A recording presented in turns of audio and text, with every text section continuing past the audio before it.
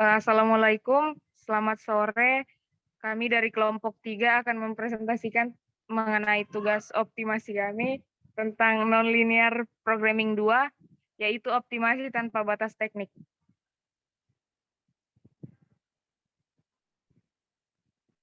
Di sini ada 4 anggota kelompok. Yang pertama ada Andi Aidil Mursalin, 09201006. Kemudian ada Doni Fadila Muhammad, 09201013. Siti Nur Fatima 09201044 dan saya sendiri Suri Astari Saragi 09201045.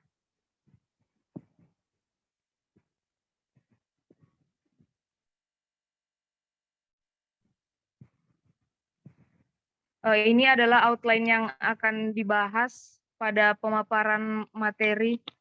Mungkin bisa langsung di next.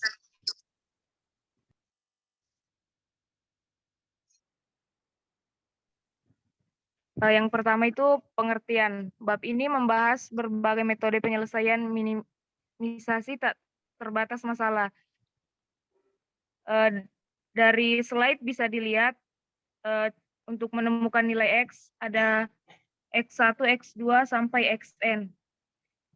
Memang benar bahwa jarang ada masalah desain praktis yang tidak dibatasi, tetap saja sebuah studi kelas masalah penting karena alasan sebagai berikut. Yang pertama itu, ada kendala tidak memiliki pengaruh yang signifikan dalam masalah desain tertentu. Yang kedua, beberapa metode yang kuat untuk memecahkan minimisasi terbatas masalah membutuhkan penggunaan teknik minimisasi yang tidak dibatasi.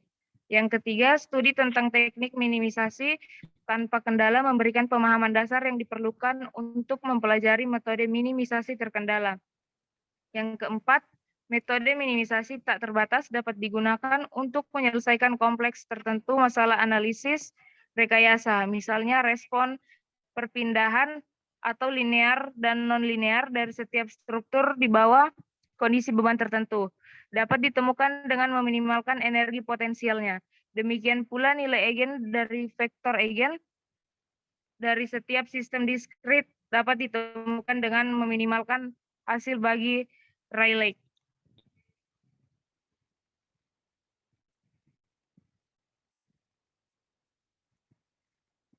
Kemudian bisa dilihat pada slide ada rumus. Kemudian dari persamaan 2 dan persamaan 6.2 dan 6.3 dapat digunakan untuk mengidentifikasi titik optimum selama numerik perhitungan. Namun jika fungsinya tidak terdiferensialkan, persamaan 6.2 dan 6.3 tidak bisa diterapkan untuk mengidentifikasi titik optimum.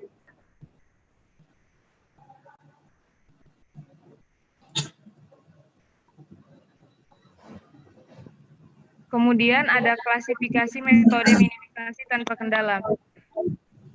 Beberapa metode tersedia untuk memecahkan masalah minimisasi tak terbatas.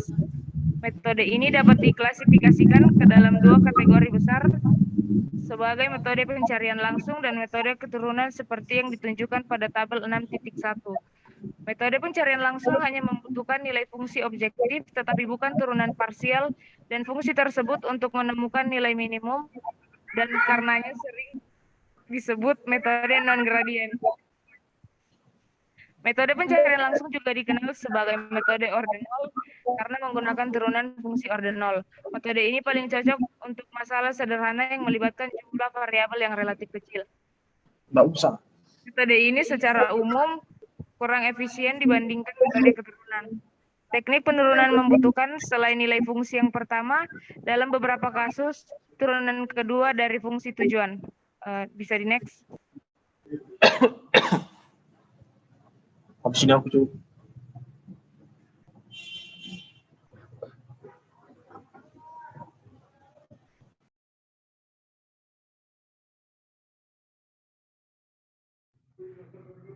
Yang kedua ada pendekatan umum.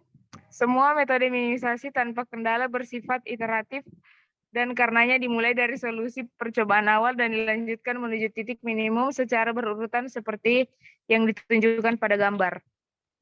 Di mana XI adalah titik awal, SI adalah arah pencarian, Y adalah panjang langkah optimal, dan XI tambah 1 adalah titik akhir iterasi ke I. Penting untuk dicatat bahwa semua metode minimisasi tak terbatas memerlukan titik awal X1 untuk memulai prosedur iteratif, dan 2 berbeda satu sama lain hanya dalam metode pembangkitan titik baru. Kemudian tingkat konvergensi. Metode optimasi iteratif yang berbeda memiliki tingkat konvergensi yang berbeda. Secara umum, suatu metode optimasi dikatakan konvergensi ber-ORDP, bisa dilihat pada slide.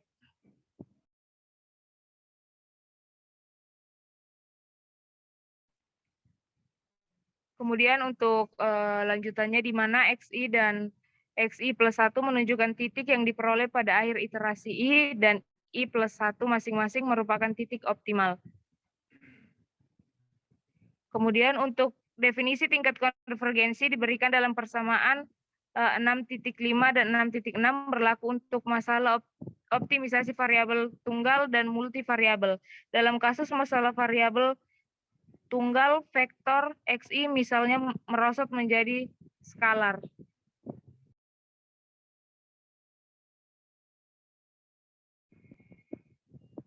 Kemudian gradient of a function. Gradien suatu fungsi adalah n komponen vektor yang diberikan. Gradien memiliki properti yang sangat penting. Jika kita bergerak sepanjang arah gradien dari titik manapun dalam ruang n dimensi, nilai fungsi meningkat dengan laju tercepat. Oleh karena itu, arah gradien disebut arah pendakian paling curam.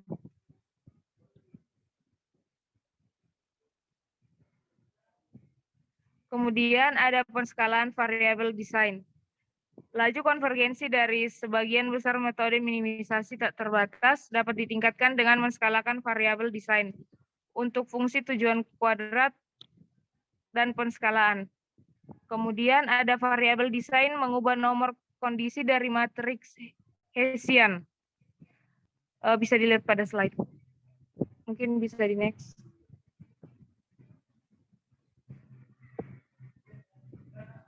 Jadi transformasi lengkap yang mereduksi matriks Hessian dari F menjadi matriks identitas diberikan oleh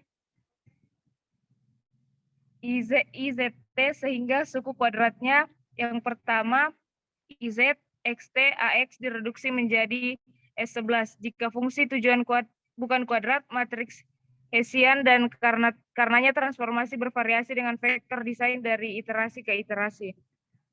Slide selanjutnya akan dibacakan oleh teman saya, Doni.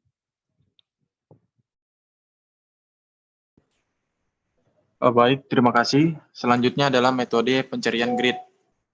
Metode ini melibatkan peraturan grid yang cocok di ruang desain, mengevaluasi fungsi tujuan di semua titik grid, dan menemukan titik grid yang sesuai dengan nilai fungsi terendah. Dapat dilihat bahwa metode grid memerlukan sejumlah besar evaluasi fungsi dalam kebanyakan masalah praktis. Baik, ini adalah gambaran KCPI sampai 4. Next, selanjutnya.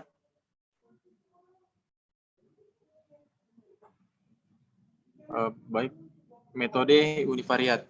Dalam metode ini kami hanya mengubah satu variabel pada satu waktu dan berusaha untuk menghasilkan urutan perkiraan yang ditingkatkan ke titik minimum dengan memulai dari titik X pada iterasi ke I. Kita menetapkan nilai NY satu variabel dan memvariasikan variabel sisanya. Nah, ini adalah bentuk variabelnya. Baik, next. Selanjutnya adalah arah pola. Dalam metode univariat, mencari minimum sepanjang arah yang sejajar dengan sumbu koordinat, memperhatikan bahwa metode ini mungkin tidak konvergen dalam beberapa kasus. Dan bahkan, jika konvergensinya akan sangat lambat saat kami mendekati titik optimal. Baik, next.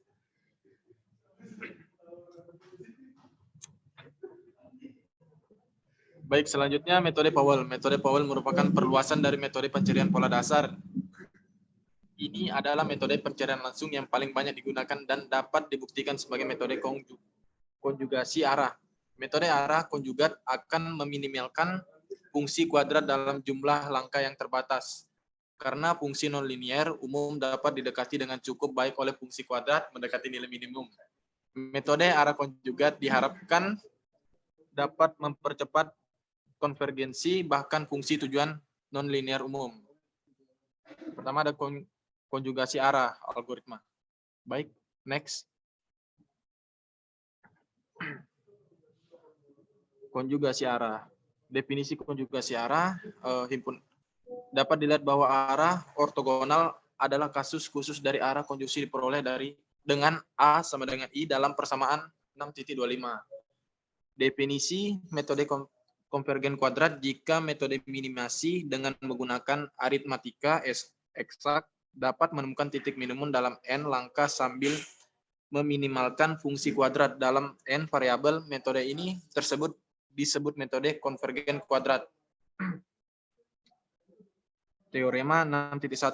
Diberikan sebuah fungsi kuadrat dari n variabel dan Heppirlen paralel 1 dan 2 yang berdimensi k kurang dari n, biarkan titik stasioner terkendala dan dari fungsi kuadrat masing-masing adalah x1 dan x2. Kemudian garis yang menghubungkan x1 dan x2 dikonjugasikan ke sembarang garis yang sejajar dengan hyperplanis.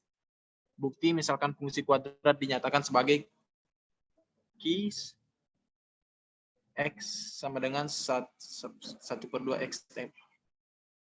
Baik, next.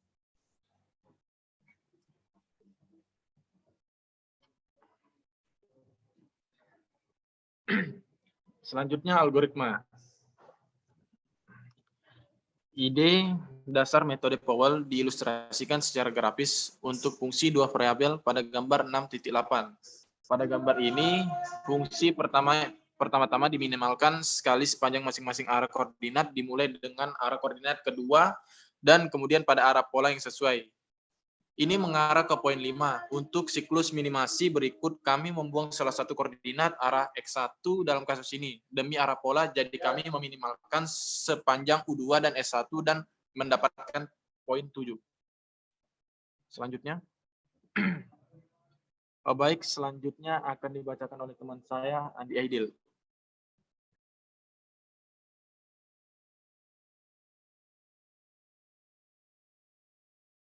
Baik, terima kasih. Di sini ada tabel flowchart yang sebelahnya tadi bagian air untuk metode Powell. Next. Lalu ada metode simplex, definisi simplex bentuk geometriks yang dibentuk oleh himpunan n+1 titik dalam ruang berdimensi n disebut simplex. Ketika poin berjarak sama, simplexis dikatakan teratur. Jadi dalam 2 dimensi, simplex adalah segitiga, dan dalam 3 dimensi itu adalah tetrahedron. Ide dasar dalam metode simplex adalah membandingkan nilai fungsi tujuan pada simpul n+1 dan simplex umum dan memindahkan simplex secara bertahap menuju titik optimum selama proses iteratif. Persamaan berikut dapat digunakan untuk membangkitkan simpul-simpul simplex beraturan. Segitiga sama sisi dalam ruang 2 dimensi, berukuran A dalam ruangan n dimensi. Di bawahnya ini ada rumus-rumus dari metode simplex, di mana X0 adalah titik dasar awal dari UI, adalah vektor satuan sepanjang sumbu koordinat ke J. Metode ini awalnya diberikan oleh Spenley, Hex, dan Hemsworth, dan kemudian dikembangkan oleh Nelder dan Mead. Pergerakan simplex dicapai dengan menggunakan 3 operasi yang dikenal sebagai refleksi, kontraksi, dan ekspansi. Next.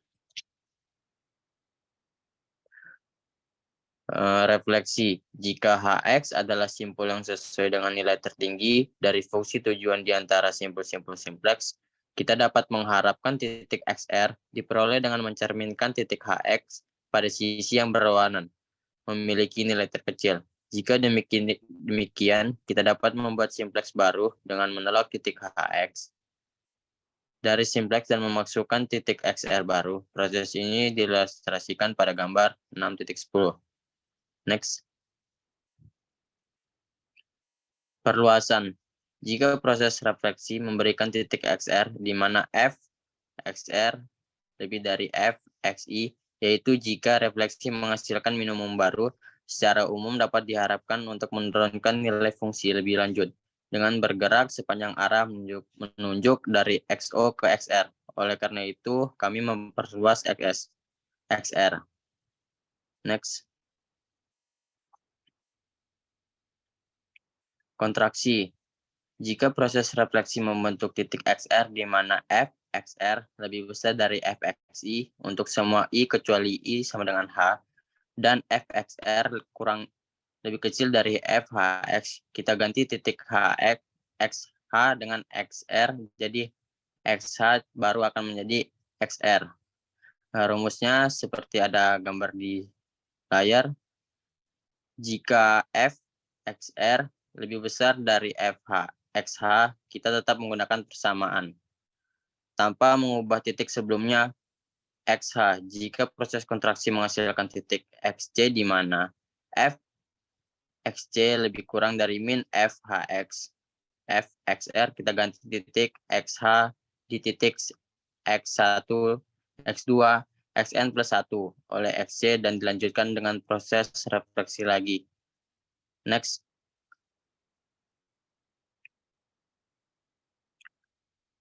Karena vektor gradien mewakili arah pendakian paling curam atau negatif, metode apapun itu memanfaatkan vektor gradien dapat diharapkan untuk memberikan titik minimum lebih cepat daripada yang tidak menggunakan vektor gradien. Semua metode keturunan membuat penggunaan vektor gradien baik secara langsung maupun tidak langsung dan menemukan arah pencarian. Next. Evaluasi gradien. Evaluasi gradien membutuhkan perhitungan turunan parsial I sama dengan 1, 2, atau sampai dengan N. Atau ada 3 situasi di mana evaluasi gradien menimbulkan masalah tertentu. Yang pertama, fungsi dapat dibedakan di semua titik, tetapi perhitungan komponen gradien itu tidak praktis atau tidak mungkin. Yang kedua, ekspresi untuk turunan parsial gradien dapat diturunkan tetapi memerlukan waktu komputasi yang besar untuk evaluasi. Yang ketiga, gradien F tidak terdefinisi di semua titik. Di bawah sini ada contoh rumus pada evaluasi gradien. Mungkin selanjutnya bisa dilanjutkan oleh teman saya, Siti.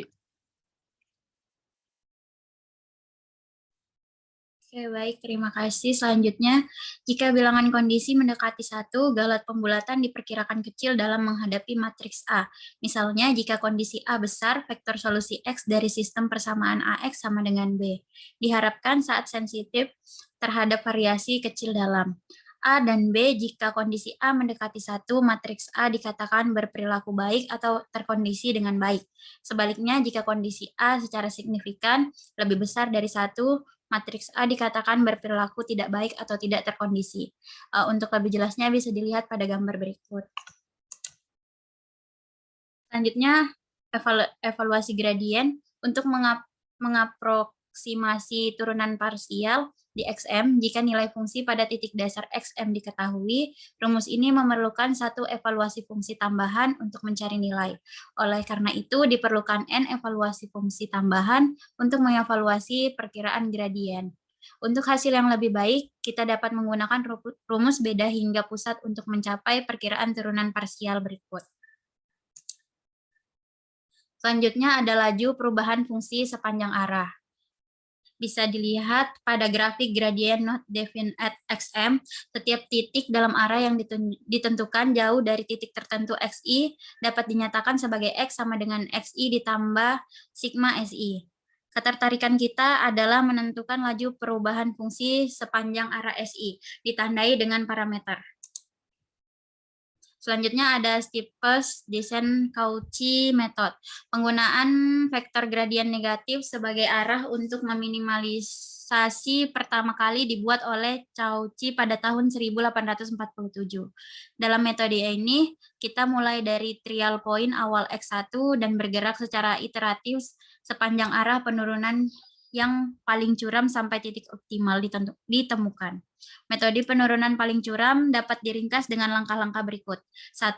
mulai dengan sembarang titik awal X1, tetapkan nomor iterasi sebagai I sama dengan 1. 2. Temukan arah pencarian SIAS. 3. Tentukan panjang langkah optimal dalam arah SI dan Z. 4. Uji titik baru XI plus 1 untuk optimalitas jika X1 ditambah 1 optimal. Hentikan proses, jika tidak lanjutkan ke langkah 5. Tetapkan nomor iterasi baru I sama dengan I ditambah 1 dan lanjutkan ke langkah 2. Selanjutnya adalah conjugate gradient. Konvergensi dari metode penurunan paling curam dapat ditingkatkan secara signifikan dengan memodifikasinya menjadi metode gradien konjugan, yang dapat dianggap sebagai metode arah konjugan yang melibatkan penggunaan gradien fungsi. Setiap metode meminimalisasi yang menggunakan arah konjugan adalah konvergen kuadrat. Properti konvergensi kuadrat ini sangat berguna karena memastikan bahwa metode tersebut akan meminimalkan fungsi kuadrat dalam n langkah atau kurang, karena setiap fungsi umum dapat didekati dengan cukup baik oleh kuadrat mendekati titik optimum. Selanjutnya metode Redshard-Rivas. Prosedur iteratif metode ini dinyatakan sebagai berikut. 1. Mulai dengan sembarang titik awal X1. 2. Tetapkan arah pencarian pertama S1. 3. Carilah titik X2 menurut relasinya. 4. Temukan nilainya dan atur. Kemudian 5. Hitung panjang langkah optimal ke arah SI dan temukan titik baru. 6. Uji optimalisasi titik X1 ditambah 1. Jika X1 ditambah 1 optimal, hentikan proses. Dan jika tidak, tetapkan nilai I sama dengan I ditambah 1 dan lanjutkan ke langkah 4. Selanjutnya ada Newton's method. Metode Newton yang disajikan meminimalkan fungsi multivariabel. Metode ini memiliki sejumlah keunggulan. Pertama, akan menemukan jumlah langkah minimum yang lebih sedikit dibandingkan dengan metode aslinya. Kedua, menemukan titik minimum dalam semua kasus, sedangkan metode asli mungkin tidak konvergen dalam beberapa kasus. Ketiga, biasanya terhindari konvergensi ke titik saddle atau maksimum. Terlepas dari kelebihan ini, metode ini tidak terlalu berguna dalam praktiknya karena fitur metode berikut ini. 1. Membutuhkan penyimpanan matriks. 2. Menjadi sangat sulit dan terkadang tidak mungkin untuk menghitung elemen-elemen matriks. 3. Membutuhkan inversi matriks pada setiap langkah. 4. Diperlukan evaluasi besarnya FI pada setiap langkah. Selanjutnya ada Marquardt method. Metode ini dan metode Newton merupakan metode paling curam. Metode Marquardt method ini memodifikasi elemen diagonal dari matriks Hessian. Proses iteratif dari versi modifikasi metode Marquardt dapat dijelaskan sebagai berikut. 1. Mulailah dengan sembarang titik awal X1 dan konstanta. 2. Hitung gradien fungsi. 3. Uji optimasi titik. 4. Temukan vektor baru XI ditambah 1 dengan menggunakan rumus yang tertera di layar, kemudian bandingkan nilai FI plus 1 dan FI. Jika FI plus 1 lebih kecil dari FI, lanjut ke langkah 6. Jika FI plus 1 lebih besar atau sama dengan FI, lanjut ke langkah 7. 6. Atur ke set alfa I ditambah 1 sama dengan C1 AI sama dengan I sama dengan I ditambah 1 dan go to step 2. Dan 7 adalah set AI sama dengan C2 AI1 dan go to step 4. Selanjutnya ada quasi-Newton method. Proses iteratif dasar yang digunakan dalam metode Newton diberikan oleh persamaan berikut, di mana matriks Hessian terdiri dari turunan parsial kedua dari F dan bervariasi dengan vektor desain XI untuk fungsi tujuan non-kuadrat atau non-linear umum. Ide dasar di balik quasi-Newton atau metode metrik variabel adalah mengaproksimasi dengan matriks lain atau dengan matriks lain hanya menggunakan turunan parsial pertama dari F. Selanjutnya ada metode Davidon-Fletcher-Powell. Prosedur berulang dari metode ini dapat dijelaskan sebagai berikut. Yang pertama, mulai dengan titik awal X1 dan matriks simetrik tertentu N dikali N positif untuk mendekati inverse matriks Hessian dari F. Biasanya nilai B1-nya diambil sebagai matriks identitas, kemudian tetapkan nomor iterasi sebagai I sama dengan 1. Kedua, hitung gradiensi fungsi di titik XI dan atur SI-nya. 3. Temukan panjang langkah optimal dan arah SI dan set XI plus 1. 4. Uji optimalitas titik baru XI ditambah 1. Jika XI ditambah 1 optimal, hentikan proses iteratif. Jika tidak, lanjutkan ke langkah 5. Langkah kelima, perbarui matriks dengan menggunakan persamaan 6.31 sampai 6.133. 6. Tetapkan nomor iterasi baru sebagai I sama dengan I plus 1 dan lanjutkan ke langkah 2. Baik, mungkin itu saja yang dapat kami sampaikan. Kurang lebihnya mohon maaf. Terima kasih. Wassalamualaikum warahmatullahi wabarakatuh.